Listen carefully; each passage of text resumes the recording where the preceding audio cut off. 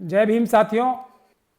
जो हमारी मनुवादी सरकार है वो कोविड वायरस के लॉकडाउन में छूट दे रही है और उसको ऑलमोस्ट ऐसा कर दिया है कि अब शायद लॉकडाउन की ज़रूरत ही नहीं। तो इस बात से ये साफ जाहिर है कि जब लॉकडाउन शुरू हुआ था तब सरकार के पास कोई प्लान नहीं था कोविड वायरस को रोकने का। एक या तो इसको ये कहा जाए अनप्रिपेयर्डनेस में, या बगैर किसी तैयारी के अंदाजे से, या भ्रष्ट ऑफिसर्स के दबाव में बगैर किसी तैयारी के लॉकडाउन शुरू कर दिया गया हमारे प्रधानमंत्री द्वारा। लॉकडाउन का तुरंत असर ये हुआ कि लोगों को ना तो किसी के घर में खाना पहुंचाने के सरकार लायक थी, ना दवाइयाँ पहुंचाने के, ना उनकी रोज़मर्रा की ज़रूरत पहुंचाने के लिए, और ना ही सरकार के पास उनकी कोई मदद करने के लिए फाइनेंशियल रिसोर्सेज थे। ये सब बगैर तैयारी के लॉकडाउन शुरू कर दिया गया। हमारे देश के नागरिकों ने सरकार की इस गलती को किसी तरीके से निभाया, इतनी बड़ी बड़ी कुर्बानियां दे के निभाया कि लोगों को खाना नहीं मिला, पानी नहीं मिला, दवाइयां नहीं मिली। उसके बावजूद भी लोगों ने लॉकडाउन को कामयाब किया। तो सरकार की गलतियों को पब्लिक ने अपने ऊपर ओंट लिया, अपने कंधों पे ले लिया और किसी भी तरीके से लॉकडाउन को कामयाब बनाया। अब लेकिन पता यह लगा, सरकार अब यह कह रही है कि लॉकडाउन से तो मसला हल नहीं हो रहा है, सरकार को नजर आ रहा है, बल्कि मसला और बढ़ रहा है। और कोविड वायरस को रोकने के तरीकों में सरकार पूरी तरीके से नाकाम रही है और कुछ कर भी नहीं पा रही है। तो अब दूसरी तरफ लोग क्योंकि भूखे हैं, प्यासे हैं और उनके रोजगार भी खत्म हो गए हैं, तो उस तरफ से भी दबाव है और सरकार के पास कोई ऐसी तैयारी नहीं है कि सबको खाना, पानी और दवाइयां वगैरह पहुंचा सके। तो अब सरकार ने दूसरा तरीका किया कि अब लॉकडाउन खोलना शुरू कर दिया। जैसे बगैर तैयारी के लॉकडाउन किया गया था, वैसे ही बगैर तैयारी के लॉकडाउन खोला जा रहा है। आप सिर्फ और सिर्फ पब्लिक को बेवकूफ बनाने के लिए, इसके अलावा कोई चीज नजर नहीं आती है। और इसके बहुत सारे एग्जाम्पल्स हम लोगों के सामने, इस वजह से अब हमें ये सब बातें खोलनी पड़ेंगी। पहले तो सरकार की सबसे बड़ी नाकामी यह थी कि लॉकडाउन जब ऑर्डर किया उससे पहले लॉकडाउन देर से ऑर्डर किया पहले तो, और उसके बाद विदेशों से जो लोग आए जिन्होंने कोविड वायरस एक्चुअली लाया इंडिया में, उन लोगों को सरकार ने झूठ ये बोला कि हम जनवरी 18 से टेस्टिंग करके और स्क्रीनिंग करके बुला रहे हैं, और ये सरासर झूठ था और कोई स्क्रीनिंग हुई नहीं थी, इसीलिए कोविड वायरस हमारे देश में आ सका। तो ये सब इसलिए भी हो रहा है कि मैं शुरू से एक बात कह रहा हूं कि ये चीज ऐसी है जिसमें जो सरकार के प्रिय और चहीते अफसर हैं वो सभी महत्वपूर्ण पदों पे बैठे हैं। वो ऑब्वियसली सरकार की गलत सही नीतियों को इंप्लीमेंट कर रहे हैं, और जो करप्शन इस सरकार ने फैलाई है उसमें सरकार की मदद भी कर रहे हैं और अपने आप भी करप्शन करके पैसे बना रहे हैं बड़े बड़े। तो वो जो भ्रष्ट अधिकारी हैं इंपॉर्टेंट पोस्टों पे बैठे हुए, उनका किसी भी और चीज में इंटरेस्ट नहीं है, सिर्फ अपना फायदा करना और सरकार के साथ भ्रष्टाचार करना है। इसीलिए उन लोगों को अकल भी नहीं है कि किस तरीके से कोविड वायरस का जो कहर है हमारे देश पे, इसको रोका कैसे जाए। तो एक तो भ्रष्ट अधिकारियों को हटा के ईमानदार अफसरों को नहीं लाया गया, उनकी सलाह भी नहीं ली जा रही है, इसलिए हम लोग किसी भी सही चीज पे नहीं जा रहे हैं। और भ्रष्ट अधिकारियों की वजह से आप लोगों ने सबने देखा कि कोविड वायरस की जो रैपिड किट्स जो थी, वो पता लगा है कि वो नकली किट्स खरीद ली ज्यादा पैसे देके। ये हरियाणा के जो हेल्थ मिनिस्टर हैं उन्होंने बताया कि उन्होंने कोरिया से आधी दामों पे, ICMR ने जो किट्स ली चाइना से, वो आधी दामों पे कोरिया से हमारे हरियाणा के स्वास्थ्य मंत्री ने आधे दामों पे खरीदी। तो करप्शन भी हुई और नकली चीज भी खरीद ली। उसके बाद सरकार ने यह कहना शुरू किया कि जो ये रैपिड किट्स थी, रैपिड टेस्टिंग किट्स थी, ये तो सिर्फ सर्वेलेंस के लिए थी, ये सर्वेलेंस के लिए किट्स थी, इसका कोई भी डायग्नोसिस से मतलब नहीं था। इसका मतलब यह हुआ कि ये जो किट्स जो सरकार ये कह के ला रही थी कि हम बहुत भारी तरीके से टेस्टिंग कर रहे हैं, वो सब एक छलावा था। ये टेस्टिंग किट्स ही नहीं है, ये सरकार के अफसर और बीजेपी के स्पोक्स पर्सन टेलीविजन से मान रहे हैं। तो जो डायग्नोसिस की किट्स थी वो अलग चीज होती है, ये भी सरकार ने मान लिया है, और वो डायग्नोसिस की किट्स भी हमारे देश में मौजूद नहीं है। ये भी एक सबको पता है बात, जो भी इस चीज के फील्ड के माहिर हैं। हमारे देश में डायग्नोसिस के लिए जो जरूरत है किट्स, जो RT-PCR किट्स हैं, वो मौजूद ही नहीं, बहुत कम संख्या में है। तो ये छलावा सरकार करके पैसे बनाए जा रहे हैं एक तरफ से, और जनता को बेवकूफ बनाया जा रहा है बगैर किसी तैयारी के, बगैर किसी इस बात की प्रिकॉशन के कि ये अब जो लॉकडाउन खोला जा रहा है तो उसका क्या अंजाम होगा। ये लॉकडाउन अब खोला जा रहा है धीरे धीरे। तो लॉकडाउन खोलने के लिए क्या हम ये माने कि सरकार इस बात से निश्चिंत है कि अब कोविड वायरस फैलना नहीं है, तो इसीलिए लॉकडाउन खोला जा रहा है। तो अब इसके बाद ना तो किसी तबलीगी जमात पे कोई इल्जाम आना चाहिए, क्योंकि ये सरकार फिर यही करने वाली है। मैं आप लोगों को आज ही बता रहा हूं, ये अपनी गलतियों का ठीकरा किसी और के सर मड़के, और जो अपनी गोदी मीडिया है, जो मनुवादी मानसिकता का इनका जो एक भ्रष्टाचार का तंत्र है, उससे पूरी ताकत लगा के किसी ना किसी के ऊपर जो इनकी नाकामी है उसका ठीकरा फोड़ देंगे। अब उसमें या तो मुसलमान होंगे, या SC होंगे, या ST होंगे, या दूसरी माइनॉरिटीज होंगी, या OBC होंगे। इसके अलावा तो किसी के ऊपर इल्जाम लगा ही नहीं सकते मनुवादी। तो फेलियर होगा टोटल सरकार का, इल्जाम लगेगा किसी ना किसी के ऊपर, जो कि हमारे देश के अंबेडकरवादी लोग हैं। ये मैं आज ही आपको बता रहा हूं। नहीं तो ये जो लॉकडाउन रिलैक्स किया जा रहा है, इसकी क्या वजह है? अगर सरकार कॉन्फिडेंट नहीं है कि उन्होंने चीजें कंट्रोल में कर ली है, तो लॉकडाउन खोल क्यों रहे हैं? लॉकडाउन जो हमें नजर आता है वो इसलिए खोला जा रहा है कि सरकार को यह पता है कि जो लॉकडाउन करने से कोई फायदा नहीं हुआ, सिर्फ आम लोगों को परेशानी हुई। इन्होंने बहुत बड़े लेवल पे भ्रष्टाचार एक किया और उसमें बहुत सारा पैसा चुराया है देश से।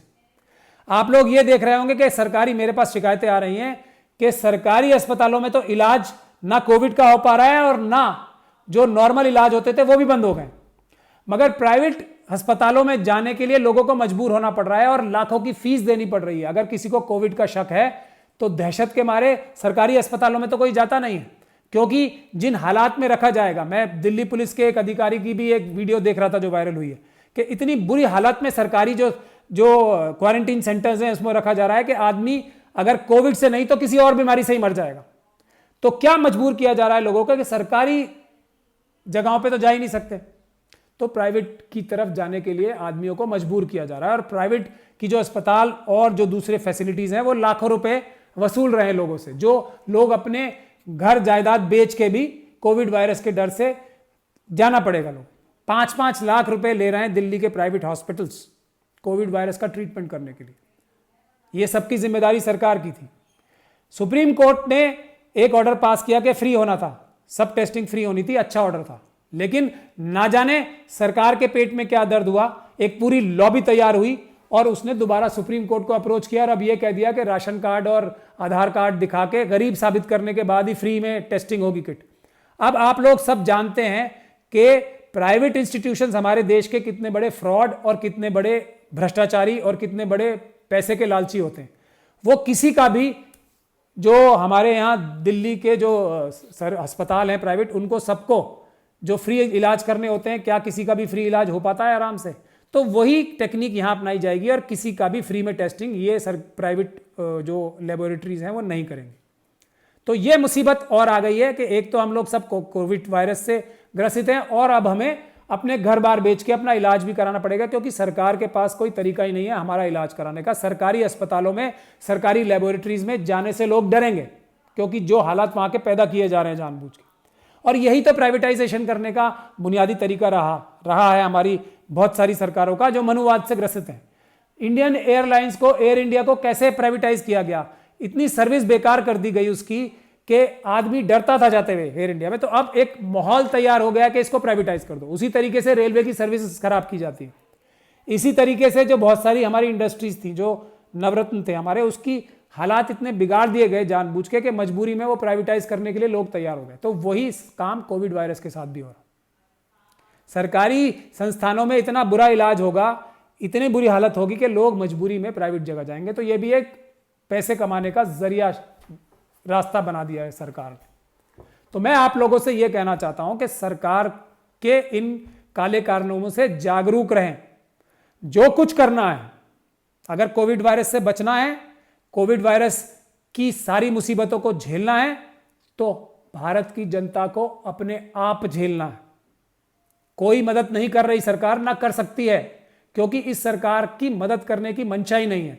इसके पास बहुत सारे फार्मूले हैं किस तरीके से अपनी सारी गलतियों को राजनीतिक फायदा उठाने के लिए, कभी मुसलमानों के ऊपर, कभी एससीज के ऊपर, कभी एसटीज के ऊपर, कभी ओबीसीज के ऊपर इल्जाम लगाएंगे और फायदे उठाएंगे। तो हमें सबसे पहले तो यह समझना है कि कोविड वायरस से सिर्फ और सिर्फ भारत की जनता को स्वयं लड़ना, यह रास्ता हमें स्वयं तैयार करना पड़ेगा। सरकार के ऊपर डिपेंडेंट रहेंगे तो दुनिया में सबसे कम टेस्टिंग हमारे देश में हो रही है। जो हमारे प्रधानमंत्री साहब हैं वो आके बड़ी बड़ी बातें तो करते हैं, बड़े बड़े नारे देते हैं, बड़ी बड़ी बातें करते हैं, मगर टेस्टिंग जो हो रही है हमारे देश में दुनिया में सबसे कम हो रही। टेस्टिंग किट्स है ही नहीं, लेबोरेटरीज है ही नहीं हमारे पास। जितनी लेबोरेटरीज हैं हमारे पास वो बहुत कम है। ना हमारे पास सैंपल टेस्टिंग के जरिए हैं, ना हमारे पास जो आरटी और एनसीआर किट्स हैं वो नहीं है। एनसीआर किट्स के अलावा जो लेबोरेटरीज हैं, लेबोरेटरीज भी तो चाहिए होंगी ना टेस्ट करने के लिए, वो भी नहीं है। और फिर ये एक एक जो किट होती है आरटी एनसीआर की, उसको कई कई टेस्ट करने होते हैं। अगर कम टेस्ट किए जाएंगे तो वो भी जाया होंगी टेस्टिंग किट से।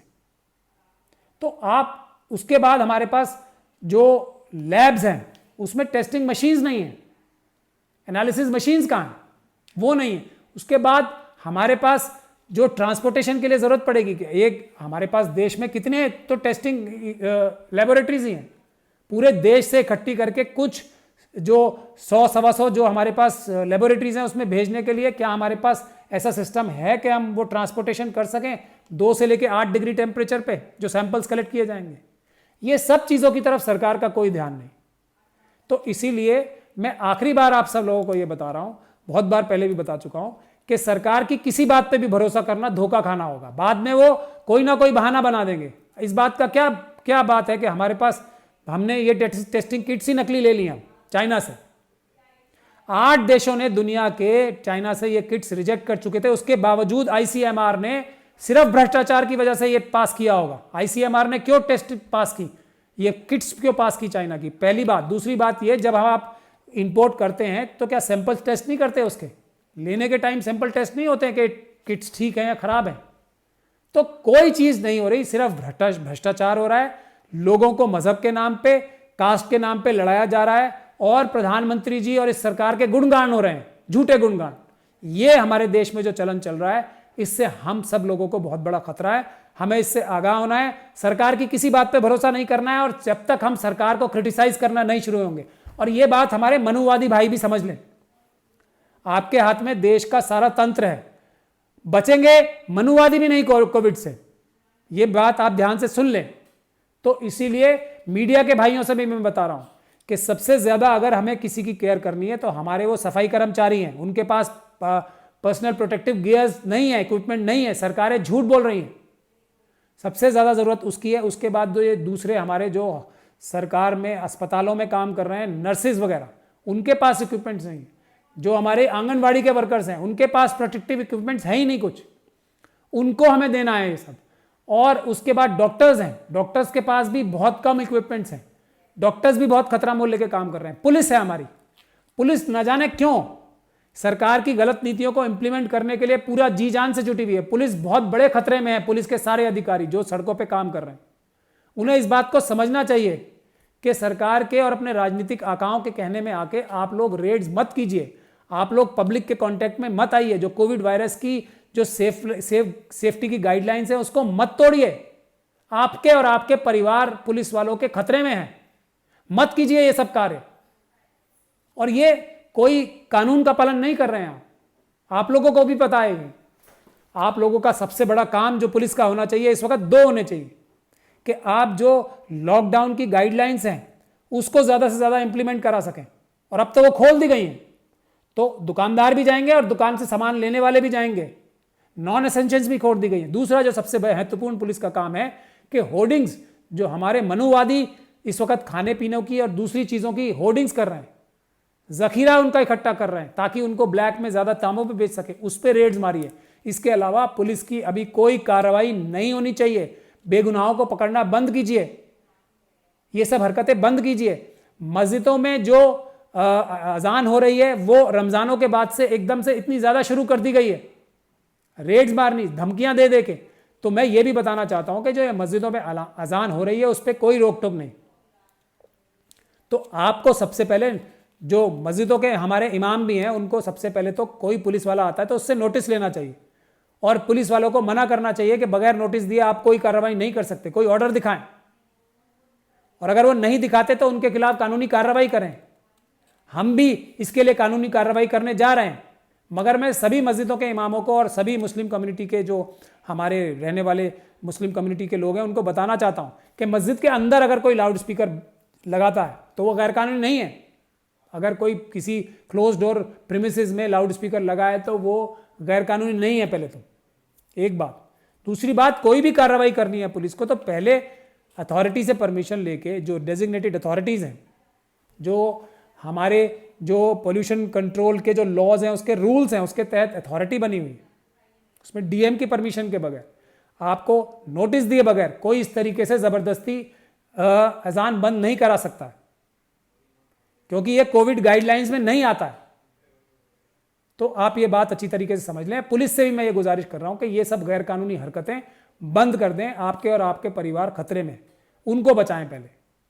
और जो देश के लिए जरूरी चीजें हैं दो, एक तो लॉ एंड ऑर्डर मेंटेन करें आप सीधा, जो ट्रैफिक में जो अभी सारी जो ट्रैफिक जा रहे हैं वो ठीक से जाएं, सब मास्क लगा के घूम रहे हैं ये देखें।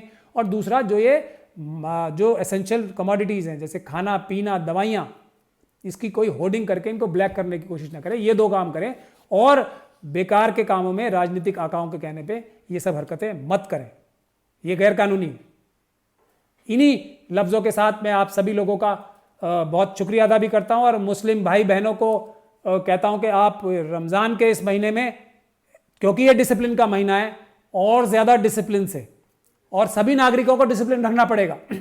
और मुसलमानों का तो ये डिसिप्लिन का महीना है, तो सबसे ज़्यादा डिसिप्लिन से अपने आप सरकार को भूल जाएं। सरकार कोई भी मदद नहीं करने वाली है कोविड वायरस के लिए। जो भी करेगी गलत करेगी, लालच से करेगी, बेईमानी करेगी। ये बात मान के चलें आप, तभी सुरक्षित रहेंगे।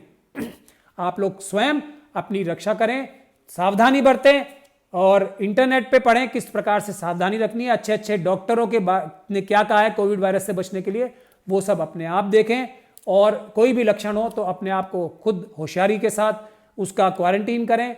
और जो आपको सफाई सुथराई और सोशल डिस्टेंसिंग या फिजिकल डिस्टेंसिंग रखनी है वो खुद अपने दिमाग से करें। ज़्यादा केयरफुल रहें। मुसलमान भाई बहन तो इस वक्त वैसे ही डिसिप्लिन में है ज़्यादा, और लोग भी डिसिप्लिन में रहें। और इस वक्त जो कि रमज़ान का महीना है, मैं बाकी लोगों से भी गुजारिश करता हूं कि वो भी रमज़ान के महीने से सीख के डिसिप्लिन में कोरोना वायरस के साथ लड़ाई लड़ें, अपने आप लड़ें। हम कोविड वायरस को हराएंगे, स्वयं हराएंगे, बावजूद इसके कि हमारी सरकार जो है और हमारे जो प्रधानमंत्री है वो तो बहुत ज़्यादा इंप्रेस्ड रहते हैं ट्रंप साहब से। और ट्रंप साहब तो कैसी कैसी अहमकाना बातें करते हैं, हम सब देख ही रहे हैं। अभी एक वीडियो वायरल हो ही रहा है आजकल, जिसमें उनकी खुद की जो एक एक्सपर्ट है, मेडिकल एक्सपर्ट, वो कितनी शर्मिंदा होकर उनकी बातें सुन रही थी कि जब वो ये कह रहे थे कि जो इंसेक्टिसाइड्स होते हैं वो इंजेक्ट कर लेंगे और पता नहीं क्या क्या वाहियात बातें। तो मोदी जी, हमारे प्रधानमंत्री जी हैं आप, ट्रंप साहब की बातों में ना तो उनसे डरा करें आप, ना उनकी कोई बात देखकर उनसे सीखा करें, क्योंकि वो एक बहुत ही अजीब किस्म के आदमी है। वो कुछ भी बोलते रहते हैं। उनके खुद लोग जो एक्सपर्ट्स हैं, मेडिकल एक्सपर्ट्स, उनसे शर्मिंदा हैं और उनकी हर बात को उनके सामने खड़े होकर ही काटते हैं और मना करते हैं कि जो ये बोल रहे हैं वो ठीक नहीं है। तो आप ट्रंप साहब की बातों में ना आए बिल्कुल भी। मोदी जी, हम आपसे बहुत आजिज़ाना रिक्वेस्ट कर रहे हैं, ट्रंप साहब को आइडल मत बनाएं अपना। ट्रंप साहब बेवकूफ़ी कर रहे हैं, अपने देश में भी नुकसान कर रहे हैं। अगर आप उनकी बात सुनेंगे तो हमारे देश में और ज़्यादा नुकसान होगा। जो हमारे यहाँ के भ्रष्ट अधिकारी हैं वो ट्रंप साहब से फिर भी बेहतर है। अगर आप ईमानदार अधिकारियों को लगा देंगे तो हम बेहतर तरीके से कोविड वायरस की जंग को जीत सकेंगे। जय भीम, जय भारत।